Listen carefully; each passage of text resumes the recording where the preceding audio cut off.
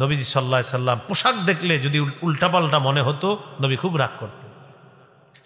সহিহ মুসলিমের বর্ণনা 2198 নম্বর হাদিস, قال رسول الله صلى الله عليه وسلم صنفان من أهل النار لم أرهما। নবীজি বলেন দুই শ্রেণীর জাহান্নামী যাদেরকে আমি দেখি নাই। এক নম্বর, কওমুন মাহুম সিয়াতুন কাযনাবিল বাকারি ইয়াদরিবুনা বিহান নাস।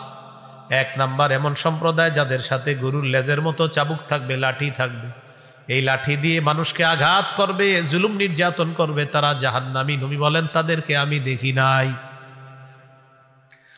দুই নাম্বার, ওয়ানিসাউন কাসিয়াতুন আরিয়াত মাইলাতুম মুমিলাত।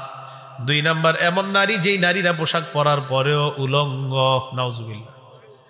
এটা আবার কেমন পোশাক? নবী বলেন এমন পাতলা পোশাক যেই পোশাকে সে নিজে অন্যের দিকে আকৃষ্ট হবে, মুমিলাত অন্য পুরুষকে সে তার দিকে আকৃষ্ট করবে।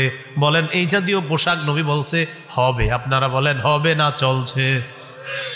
চলছে, এই জাতীয় পোশাক চলতেছে। রুউসুহুন্না কাসনিমাতিল বুখতিল মাইলা। আল্লাহ নবী বলেন তাদের মাথার চুলগুলা হবে হেলে পড়া ওটের কুজের মতো, ওটের হেলে পড়া কুজের মতো হবে তাদের মাথার চুলগুলা। লা ইয়াদখুলনাল জান্নাতা ওয়া লা ইয়াজিদনা রিহাহা। এরা জান্নাতে যাবে না, জান্নাতের ঘ্রাণও তারা পাবে না। নাউজুবিল্লাহ। এই হলো দুই নাম্বার আলোচনা, মনে আসেনি? 10টা মৌলিক আলোচনা, এটা হলো দুই নাম্বার।